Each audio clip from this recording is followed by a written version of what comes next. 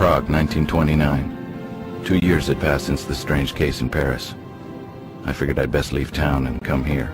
Quieter, or so I thought. The case in Paris has stirred my passion for PI work again. I had to let go of my dream of being an artist. It wasn't bringing in as much dough as being a private dick. In all, there were 5 dead and 2 unaccounted for.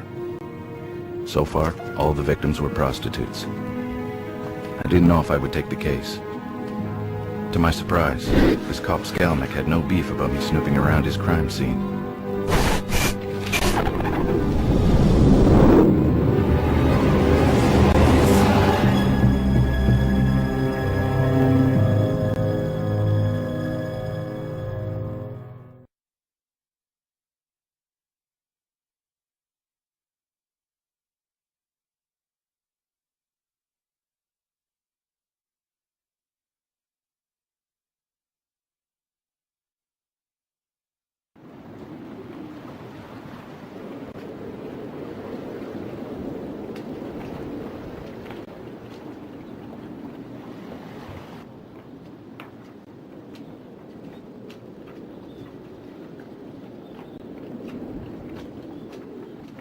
It's very nice of you to let me have a peek. I'm Gustav McPherson. I'm a... Yes, a private detective. I'm familiar with your work, Mr. McPherson. I had no idea I was so popular. I've read about your case in Paris, and the one in London. I'm Inspector Skalnik of the Prague Police. Is this the 5th victim? Yes, she is officially. Supposedly, there are 2 missing. Supposedly? Yes, well, you know these women. They come and go, often without telling anyone. And then they show up again like they never left. So I don't bother with disappearances. So you only bother when they turn up like this? I see. We have a knight in shining armor. If you want my advice, Mr. McPherson, you'd best return to the usual missing person cases or husband-cheating mysteries. This is a waste of your time. I think you've just convinced me to take the case. Really, Mr. McPherson? The press will not even cover this story. No one wants to know about dead prostitutes. If they do write about it, it will be about the killer and the number of bodies and not the actual victims. The pimps care even less. They force their women to work even if there is a killer loose. No one wants to sit at a dinner table and talk about this. There is no glory in this case. Like I said, you should stick with what you know.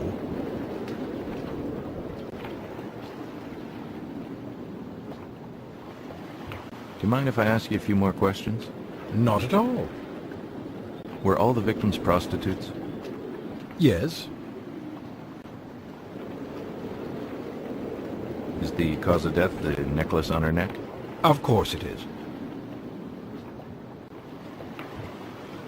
So it's not the multiple stab wounds to her chest? No. Well, we aren't really sure. Does she have any other significant wounds on her body? Yes, she has scars on her forearms and she is eviscerated. Eviscerated?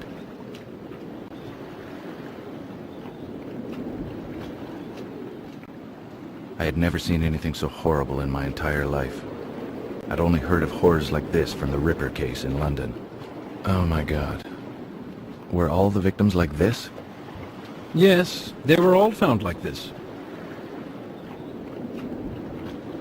Are all the organs accounted for? I'm no doctor, Mr. McPherson. I have no idea. In the other cases, were there missing organs? Not that I'm aware of.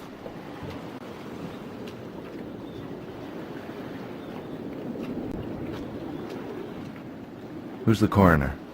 Emil Corona. He works at the old chapel. He's very... well, I don't want to ruin the surprise.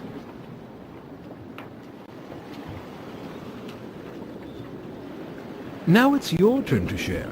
Maybe you can tell me what you think happened. I think you're right about the cause of death. That slash across the neck was definitely it. The stabbings to her chest were done before the final blow to the throat. The defensive stab wounds on her arms reinforced this theory. What's bothering me, though, is the lack of blood at the crime scene. This probably indicates that she was murdered somewhere else, not here. Well, Mr. McPherson, I don't want to be rude, but... You have work to do, of course. Thanks for sharing. It was nice meeting you. It was nice meeting you, too. I had a feeling that the cooperation between Skalnik and me had just ended. He was testing me for some reason. I was left to fend for myself.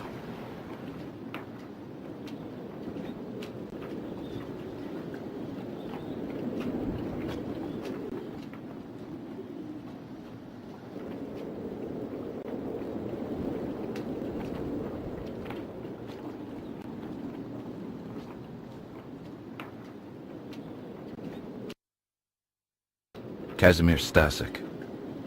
He's been a good source of info on a couple of minor cases I had here in the city. Hello, my friend. Ah, Mr. McPherson.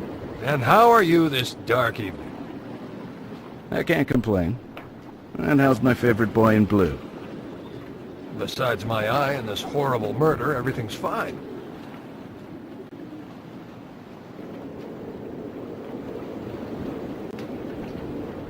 I imagine you don't have anything more to give me? This time I'm afraid I have nothing for you, my friend. Everyone is more or less at a loss. You don't mind if I ask you a couple of questions anyway? Of course not.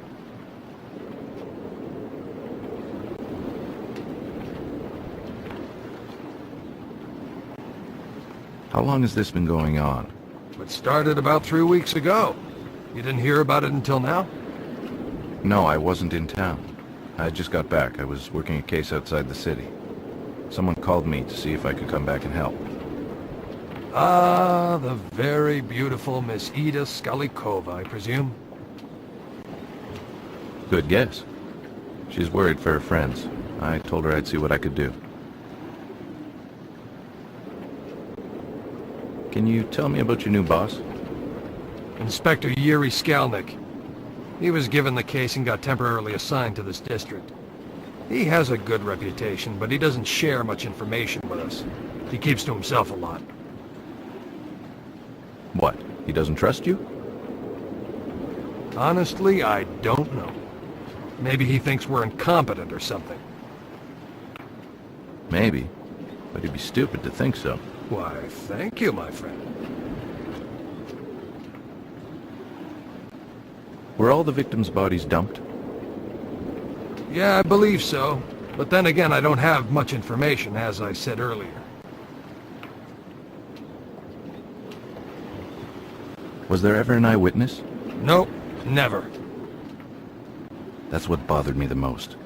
How was the killer getting around the city without being seen?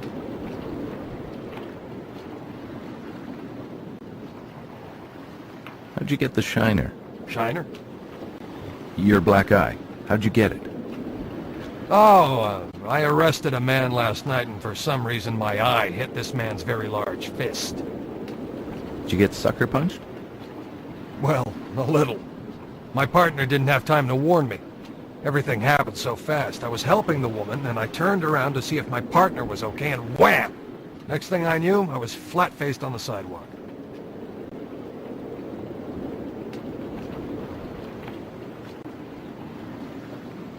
And what did the man do to deserve your undivided attention? He was harassing a young woman. So I asked him to stop, and then things got out of hand. The police are trying to find this animal. We're a little nervous when a man harasses a young woman these days. That's understandable. Well, I should leave you to your work, and I have to see my client. Thanks for your input. You're welcome. Be careful. Will do.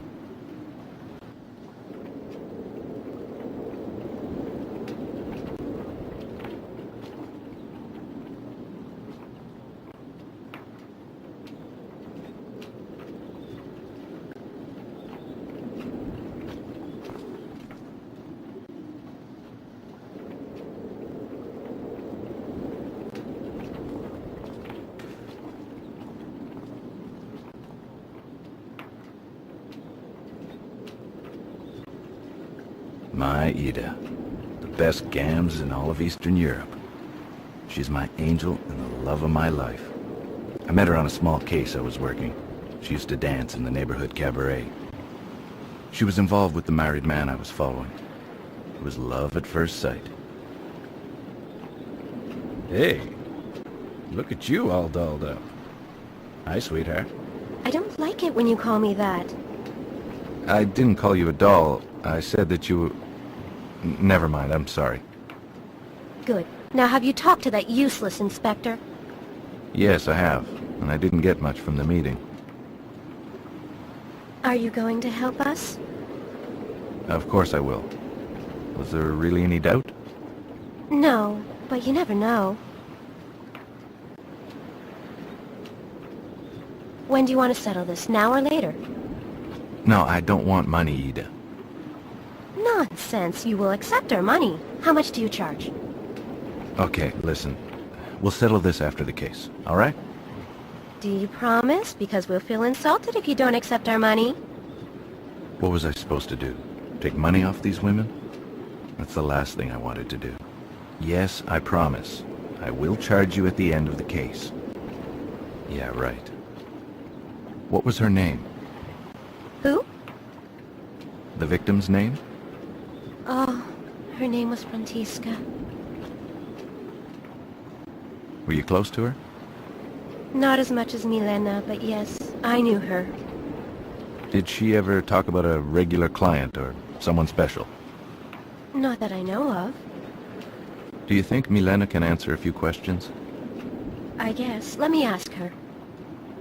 Milena? Yes? This is my friend, the one I told you about. He's here to help us catch the man responsible. Do you think he can ask you some questions about Frantiska? Okay. I'll wait for you up the stairs, okay? Okay, I'll see you in a bit.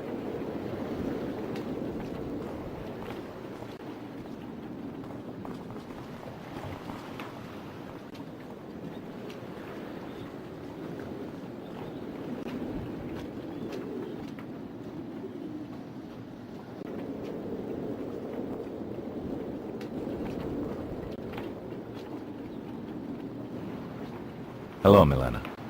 My name is Gus McPherson. I'm here to help stop this from ever happening again. I thank you, sir.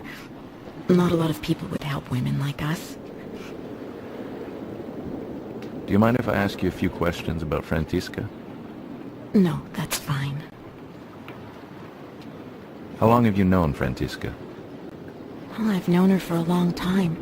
We met in the orphanage when we were just little girls. Her parents had died in a terrible accident. We became very close. We both left the orphanage never to return. We never liked the sisters. Ever since we left, we tried to survive on the streets, even changing cities. But we kept coming back here. Did she ever talk about someone new or special? No. It was not her style. Frantiska would rarely take new clients. She had regulars and enough to allow her to survive. She would only take complete strangers if she absolutely needed to. Apollina is more like that. She always has a new rich client. Did she ever have a client that had been violent with her? No. She only had clients she trusted.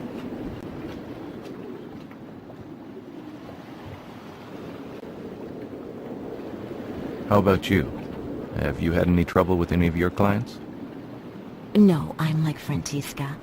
I have only regular clients. If I'm on the streets, it's because I'm keeping my friends company.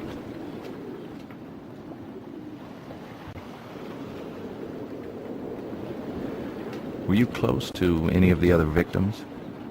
Well, there is one that was a common friend to Frantiska and me. Her name was Agnieszka.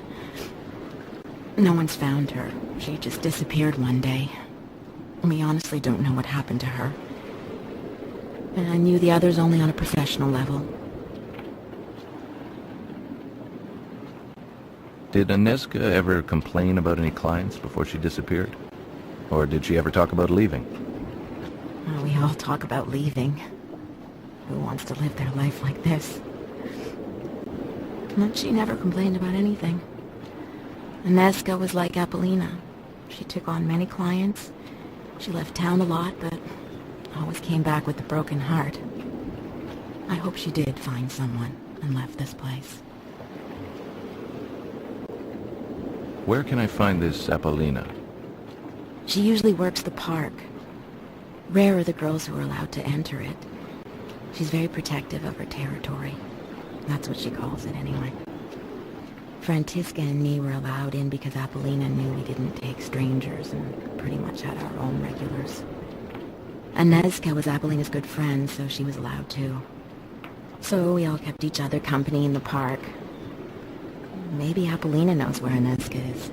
I don't know. Well, thank you for answering my questions. It was a pleasure to meet you, even under these unfortunate circumstances. Well, it was nice to meet you, Mr. McPherson. I thank you for trying to help us. Trying? I haven't even started yet. If I have any more questions, how may I contact you? Usually in the park. Again, thank you.